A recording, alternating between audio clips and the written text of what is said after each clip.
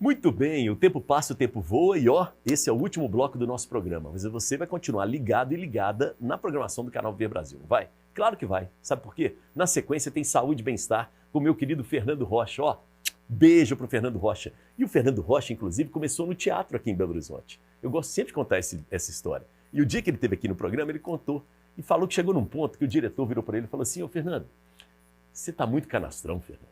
Pode parar com o teatro, vai trabalhar no rádio, na televisão, vai para outro lugar. E aí ele veio para o rádio, para a TV. Ainda bem, muito obrigado a esse diretor, né? A gente agradece. E aí o Fernando faz parte da nossa programação com Saúde e Bem-Estar logo depois do nosso programa. Aliás, todos os nossos programas, os nossos conteúdos estão à sua disposição no canal do YouTube, Canal Viver Brasil. Vai lá que você pode assistir na hora que você quiser, do jeito que você quiser. Tipo, você fala assim, teve um dia que estava lá o Saulo Laranjeira e ele falou de um tal de Woodstock lá em Pedra Azul, lá no norte. E que história é essa? Que o Serguei foi lá? Vai lá que você vai encontrar essa história. Tem lá também, você vai lembrar, poxa, tinha uma menina participando do programa, Ana Regis, que falou que depoimentos ali próximos dela, né, de mulheres que sofreram violência, né, assédio e muito mais, se transformou num espetáculo de teatro. Mas será que isso é verdade mesmo? Vai lá que você vai conferir, tá bom? Então tudo isso fica lá à sua disposição no nosso canal no YouTube. Aliás, nós temos o site também, a gente completou um ano, tem o site que é o www.canalviverbrasil.com.br. Você pode acompanhar não só a programação do nosso canal, mas todas as publicações da revista Viver Brasil online também, tá bom? Então agora voltamos, nossos dois convidados que estão aqui, né? Essa é do Woodstock do Vale, essa é boa demais, Saulo, muito bom. Você tem foto disso? Hein? Você tem foto disso? Muito pouco, registro muito pouco. Oh, mas de cartaz a gente tem, você tem algumas cartaz? coisas a gente tem. Cara... Naquela época de fotografar era muito complicado, tinha que ter máquina e tal. Houve uns certos vacilos nesse aspecto de fazer o documentário, assim. Mas alguma coisa a gente tem. O cartaz é muito bom, Saulo. Você tem que colocar nas suas redes sociais. O cartazinho a gente tem. Faz uma foto dele. Já digitalizar. Já digitalizar, não é, Ana? Isso é muito importante. Vale a pena, foi muito interessante. Aliás, Ana, deixa eu até aproveitar que o Saulo falou disso. A gente tem pouca memória do nosso teatro, assim, não é? Aqui em Belo Horizonte. Você também gosta dessa área de pesquisar, de valorizar os antigos, né, as referências, não é? A gente aqui tem uma tradição muito grande de teatro de grupo, né? Isso. A gente tem ainda, memórias vivas ainda, né? Se você conversar com o Pedro Paulo Cava, né? Uma enciclopédia de como surgiu o teatro. Você tem o Fernando Limoeiro, né? E a gente tem uma coisa que está acontecendo, que veio junto com o curso de artes cênicas da UFMG, que tem várias pesquisas sobre história do teatro mineiro, né? Às vezes história do teatro de grupos, como surgiu, personalidades, né? Como surgiram as escolas, o TU, a escola mais antiga, né? Então, ainda bem que tem gente fazendo isso e resgatando essa história. E o Saulo merece uma, hein? O Saulo merece um documentário. Eu já quero fazer um documentário aqui com ele. Pronto. Isso mesmo. E agora eu sou diretora também. Né? Então. Que barato. Estou à sua disposição. Saulo, vamos falar um pouco disso, dessa sua multitarefas, que a própria Ana já falou aqui. O artista, o teatro, eu diria que é uma arte muito completa, assim, não é, Saulo? Porque você canta, você dança, você faz TV, você faz cinema, rádio. Eu seria um bailarino maravilhoso se eu tivesse esse caso. Não, mas não precisa ser o Não, mas eu gostava de dançar, era meu pé de valsa e tal, só que infelizmente não deu para ir por esse caminho.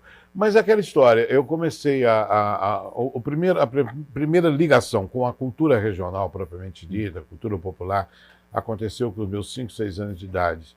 A minha casa ficava bem no centro de Pedra Azul, um sobrado assim e tal. E a Folia de Reis, eles saíam para visitar a periferia, cantar nas casinhas em volta da cidade e tal. E 5 horas da manhã eles voltavam. Eles voltavam para casa deles. E passavam aquelas flautas, o duo de flautas de Pedra Azul, o duo de flautas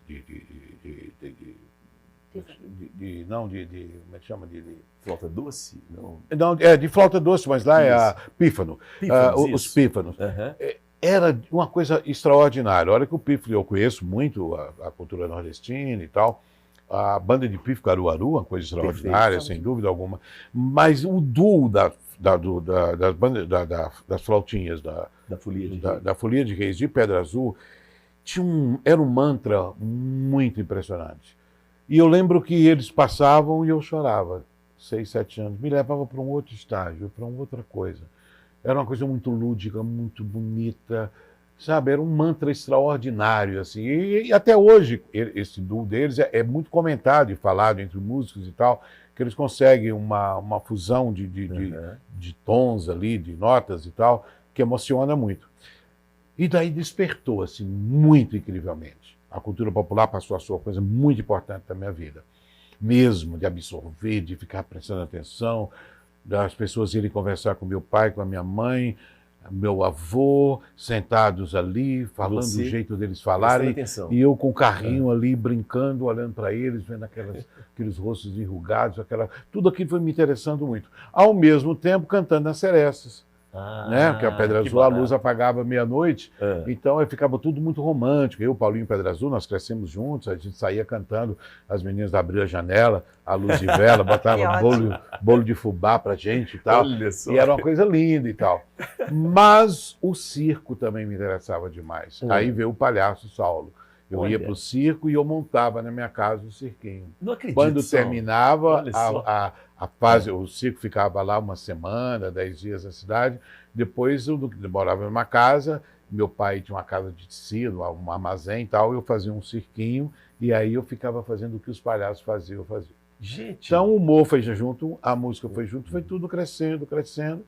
E eu fui me interessando por isso, estudei um pouco, quis fazer psicologia, que eu gosto muito e tal. Mas aí não deu certo, porque você fazer música, arte, viajar, trabalhar com isso foi impossível e tal. Daquela dinâmica que é necessária para o estudo e tal, não deu. Aí eu saí para a vida, fui para Belo Horizonte, comecei a trabalhar, fiz teatro infantil em BH, fiz teatro Aíra infantil no Rio, mas aí já cantando, e em São Paulo tudo aconteceu na minha vida, por intermédio do Centro Cultural Flor da Laranjeira, que era um centro de cultura, muito frequentado por essa turma toda aí, como eu disse, do mundo regional. E aí tudo foi acontecendo muito naturalmente, surgiu a arrumação e tal. E com muita dificuldade. Eu me lembro da outra vez que você esteve aqui, você falou, nossa, fechar as contas não tinha lei de incentivo, né? Não tinha, era tudo muito difícil. Mas uma paixão incrível. Teve um dia que o Anjinho, o meu mentor, falou, cara, segura a onda que você não vai para outro lado de jeito nenhum. Você o capetinho do outro lado queria te levar para outro canto. Não, graças a Deus. Mas talvez o medo, né? De enfrentar os desafios, a fragilidade, as incertezas e tal. Mas é alguma coisa muito mais forte, falava comigo. Vai que vai dar certo, vai que vai dar certo. Segura a onda aí, eu segurei a onda. Eu morei em pensão quando cheguei em São Paulo. A Flor da Laranjeira era uma pensão, eu morava numa vaga. Depois, quando o rapaz lá, o dono da pensão, resolveu passar a pensão para frente, estava com problema de saúde, e aí eu, muito loucamente, cabeludinho, sandália de couro, São Franciscano, cabelo aqui. Falei, quem é o dono dessa casa aqui que o senhor vai passar? Ah, é um milionário, aí Cláudio Giroto, o cara é bem bom de vários. Eu falei, eu vou alugar essa casa aqui para montar um centro de cultura de folclore. Ele falou, coitado desse menino. O dó. Aí falou, mas o quê? Ele falou, não, mas só me dá o telefone dele. Sim, mas quem é seu fiador? Não tem? Não tem fiador. Não tinha. Ele falou, não, então, de brincadeira. Mas você me dá o telefone? Dou. Me deram, eu fui. Campainha, sou Cláudio Giroto, pois não. Falou, eu sou um garoto sensato, contei toda a história para ele lá. E ele, mas por que o fiador o senhor não tem? Mas São Paulo, eu falava muito direitinho, eu era muito emocionado, eu era danado. Quem dera que eu fosse igual eu era. Rapaz, eu enrolei ele, passei na lábia, lá para as tantas, eu falando de São Paulo, precisava humanizar, que a cultura regional é muito importante, a cultura de raiz, é uma forma das pessoas manterem vivas suas emoções, e não sei o quê, e fui falando. E que era verdade. Que era verdade, né? Eu fui falando, e ele assim, visão olhando para mim, e eu falando e tal, aí eu comecei a chorar. Saulo, emocionou? Emocionei. Aí não, chorar não. Chorar não. Olha, eu vou te alugar, só que tem o seguinte, não tem imobiliária, não tem nada. Você vai todo final de mês pagar aqui. Promete? Promete. Pegou uma máquina, naquela época, máquina de escrever e tal, datilografar, bateu o contrato e eu fiquei lá 8 anos. 8 anos? 8 anos. Salvo, que e aí tudo aconteceu na minha vida, eu fui lá. Até Geraldo Vandré frequentava, meu Deus do céu. Imagina o Vandré com aquela loucura dele. Uma figura interessantíssima, muito sensível e tal. Aprendi muita coisa com ele. E você conseguia pagar no final do mês? Conseguia pagar. Porque, na verdade, era um centro de cultura. Aí muita gente, Saulo, monta aqui um barzinho. Ah, boa. Tal. Tem uma igrejinha na época. O Milton Nascimento cantava na igrejinha lá no Bexiga. E o Jogral também acontecia, Marília Medalha cantando. Que você não monta? Não vou mexer com biblioteca. Um belo dia, eu falei, vou botar umas mesinhas só. Eu e meu irmão tá vindo, porque tudo que eu conquistei não foi mérito só meu. Foi mérito dele. Ele estava lá em São Paulo também? Foi para lá com 16 anos para poder cuidar do Centro de Cultura. Aí, o irmão mais velho é cuidar do mais novo. Do mais novo. E não sei como meu pai falou, não, pode ir e tal. Eu era danado. Mesmo, vai, aí botamos as mesinhas e tal, a gente já vendia os artesanatos do Vale, do Brasil inteiro. Cachaçinha do Vale. Do Vale de Jequitinhonha, botava ali e tal. Aí a gente colocava os artesanatos em cima das mesas e tal. Aí à noite a gente vai e tira e tal. Nessa brincadeira de ir, não sei o que e tal, resultado. Um belo dia, nós não vamos arrumar mais não. Virou bar. Virou bar. Deixa o queijo aí com a cachaça e vamos embora. E aí virou uma história muito bonita. A Flor da Laranjeira foi tudo na minha vida. Agora, Saulo, e a televisão? Como é que surgiu? A televisão surgiu... rapaz, eu era danado demais, meu Deus do céu. Foi lá em São Paulo também? Foi em São Paulo. Eu tinha um amigo que resolvemos juntos fazer uma ideia de um programa para a televisão. E ele mais ou menos conhecia o Jabu. Jabu não, como é que é o nome dele? O diretor... Provocação. Provocação? O Abu. Abu Janra. Ele mais ou menos conhecia Abu Janra, então falou, Saulo, você tem jeito para apresentador? Então eu queria apresentar programa de qualquer jeito. Aí Abu Janra nos recebeu. Ele falou, não, pode levar as câmeras lá pro Bandeirantes, Teatro Bandeirantes, lá na Brigadeiro Luiz Antônio, pode levar e tal, e faz lá o que você quer fazer. O que você vai fazer? Eu falei, eu vou fazer uma entrevista com a Band de Pífaro Caruaru, que estava em São Paulo, vou fazer com a Julieta Andrade, que era diretora do Museu de Folclore de São Paulo, e mais um artista que eu não me lembro e tal. Aí nós fomos, eu falei, não, pode liberar, pode passar para esse rapaz aí. Bora, gravando, entrevistando e tal. De repente, veio um cara e falou, gente, vamos parar a gravação. Eu falei, mas por quê? Ele falou, acaba de morrer Elis Regina. Puxa. E o corpo dela vai vir para cá agora, porque ela fez o Falso Brilhante, que foi um ano em cartaz, né? Foi um espetáculo incrível. Então ela vai vir para cá, e aí vocês vão ter que parar com a gravação. Nós paramos com a gravação. Então foi daí o meu grande começo na televisão. Depois Eduardo Araújo, Nunes Azevedo, tinha um programa da Bandeirantes, que o Anselmo Duarte, que era cineasta, ele contava história, ele conversava muito e tal. Aí ele parou de fazer, o Eduardo Araújo me convidou, eu comecei a fazer. Foi indo. Aí, um belo dia, surgiu o Som Brasil com Rolando Boldrin. Aí eu passei a ser um frequentador assíduo mesmo, né? Por causa dos personagens e tal, eu achava muito interessante, blá, blá, blá. Fui me tornando muito amigo do Boldrin, depois o Lima começou, o Lima Duarte. Aí fiquei muito amigo do Lima, ele me convidou para fazer um espetáculo que ele apresentava, um concerto, era um recital que ele fazia com o Boldrin, que chamava Sertão, baseado na obra Grande Sertão do Veredas do Guimarães. Ele falou, Saulo, o Boldrin não quer mais fazer o espetáculo e tal, vamos fazer. E eu fiz com ele o Papete. Que barato. E aí começou, e eu fiquei muito presente na televisão lá, por intermédio do Som Brasil. Depois acabou o Som Brasil, aí o Renato Teixeira me convidou para fazer um trabalho na Record. Eu fui para a Record, apresentei durante um ano um programa chamado Raízes. E aí começou essa novela, até chegar na Arrumação de BH, e aí foi surgindo assim. O Arrumação tem quantos anos? 35. Puxa, parabéns. Voltando no Gerundo. Voltando agora, a gente está com esse segredinho,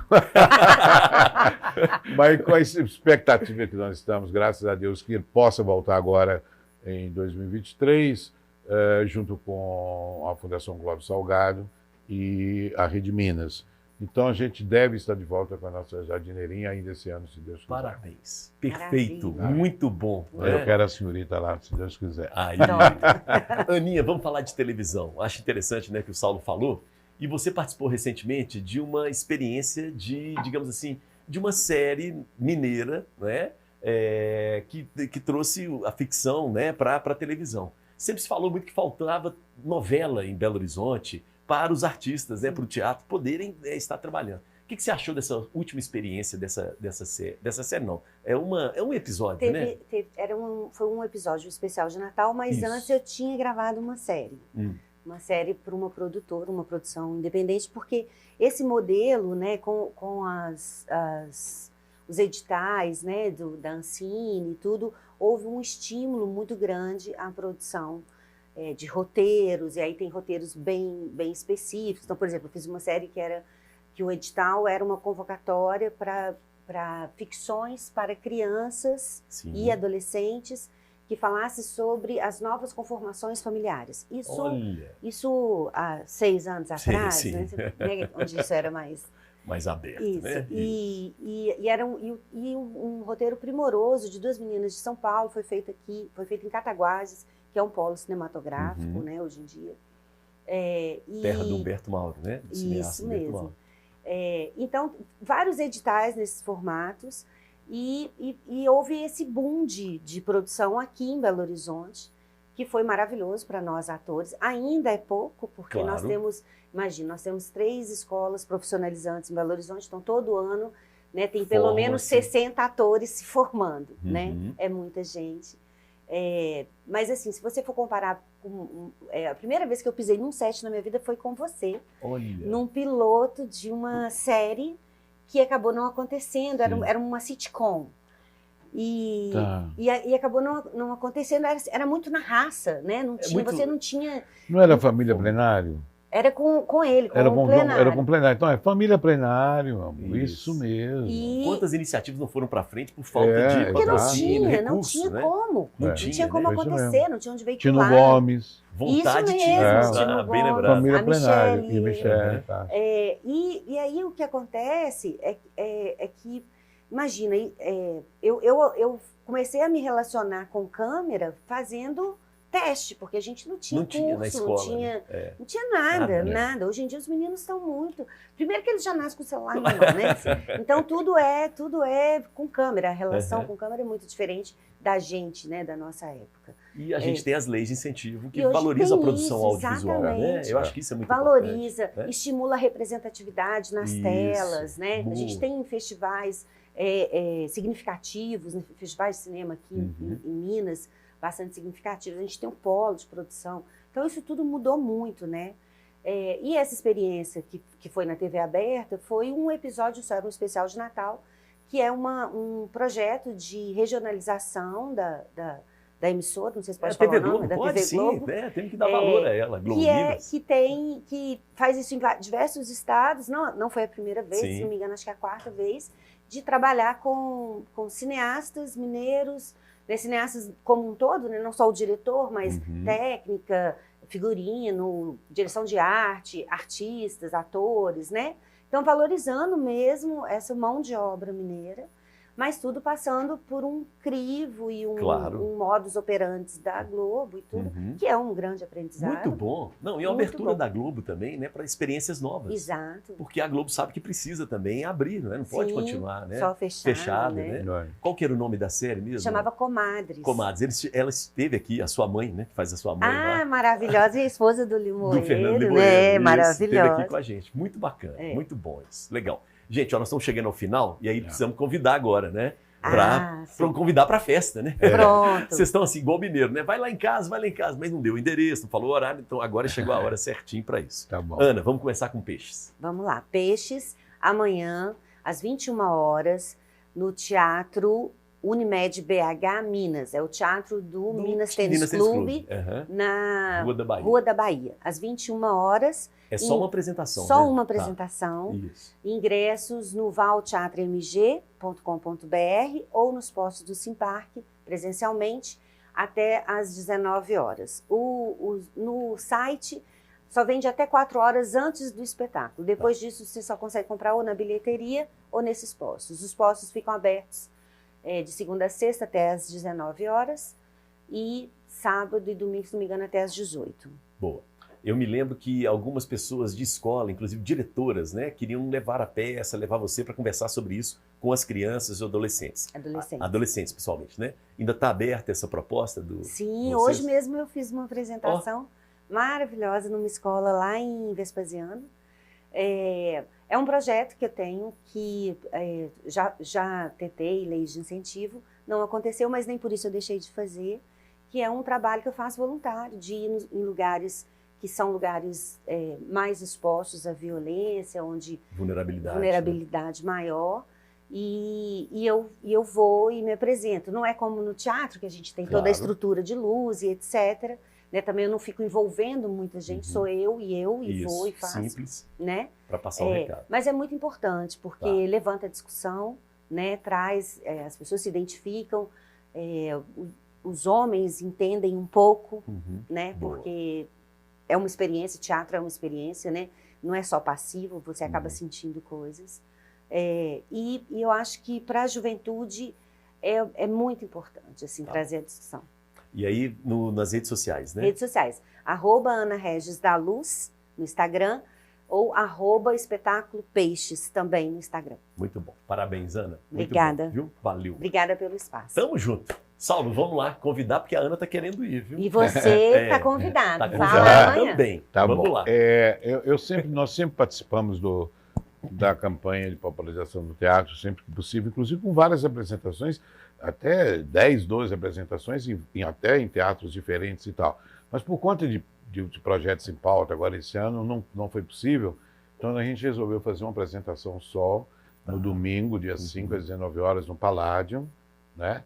E para mim maravilhoso, né? E como eu estou virando a chave, como eu te falei, saí do espetáculo no Palácio das Artes, dia 11 de novembro, cantando Elomar, uma coisa densa, um projeto muito, muito profundo da obra de Elomar, agora virando a chave só para a coisa do humor mesmo, às 19 horas, e os ingressos estão quase praticamente esgotados, então quem gostar do meu trabalho, dá um corridinho lá e tal, que vocês vão curtir, a gente vai brincar bastante. Muito bom, viu, Saulo? Legal, bom te ver, né? Obrigado, Elias, sucesso para você sempre. Eu sempre falo com ele que eu acho ele muito carismático, Demais. sempre é carismático, que Demais. Deus que continue te preservando com o seu talento. Tamo junto. Tá? Para fechar, eu queria te pedir uma coisa. Outro dia eu fui na Itatiaia participar do programa do Eduardo Costa. E o Eduardo virou para mim e falou assim: Elias, você não tem uma bezendeira para me indicar? E eu não tinha uma bezendeira, mas agora eu tenho. E eu queria que a bezendeira, nossa querida véia Messina, mandasse uma mensagem para o nosso querido Eduardo Costa, que você conhece também, da Rádio Itatiaia, que ele está precisando de energia boa. Então vamos fechar com a véia Messina? Falando nisso, eu estive lá hoje. Aí, ó, tá Pronto. vendo? Eu estive lá com o Eduardo. Ele ficou sem graça de pedir, eu peço por ele. Eita, meus amores, minhas ternuras, meus encantos. Que Jesus abençoe Eduardinho Costa. É bonitinho demais. Parece um tucano. Que belezura. Que Jesus abençoe você, minha flor, com muita alegria no coração, com muita paz, com muita fartura, com muita alegria. Viu, minha flor? Que Jesus abençoe você. Viva Jesus, viva, viva. Valeu!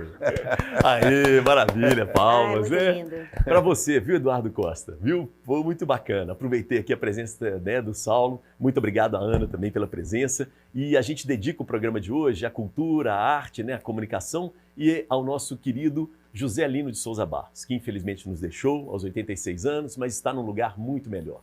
Então, é a nossa homenagem do canal Viver Brasil a um dos nomes mais importantes que nós temos no Rádio Mineiro. Importantíssimo, conduziu durante muito tempo o Rádio Vivo, que era, né, a característica dele conversar com os ouvintes, né, abordar temas diferentes, né, e também esteve ligado ao esporte. Então, nosso grande abraço para uma pessoa que, para mim, que sou do rádio, né, é uma referência de uma época diferente do rádio, que infelizmente a gente vai perdendo, mas que fica a memória e a nossa homenagem aqui a José Lino de Souza Barros, tá bom? Beijo para quem é de beijo, abraço para quem é de abraço, e eu sobrei.